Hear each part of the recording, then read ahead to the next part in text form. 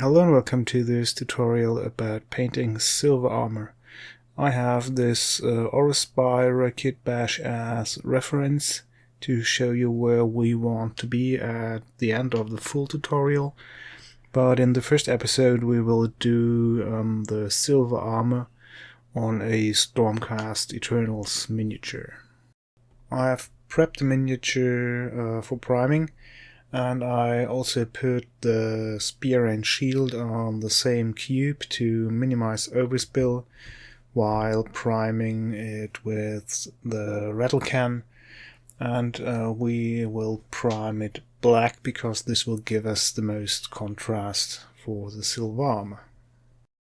For the armor's base coat we use Scale 75's thrash metal, and we will mix it with AK 3rd generation extra dark green. Let's start by putting equal measures of paint onto a dry palette for better control. For the darkest areas on the miniature we mix only so much thrash metal into the dark green that it gets a metallic character. We now paint in loose volumes, concentrating first on the dark areas of the miniature. We use more thrash metal into the mix the higher we go on the miniature. This should be really rough, and we can go from mix to blend certain areas along the way.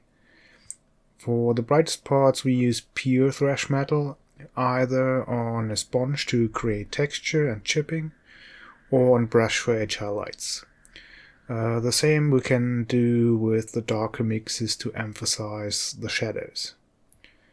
The final touch is given with a knife or needle by lightly scratching the surface of the fresh paint down to the primer.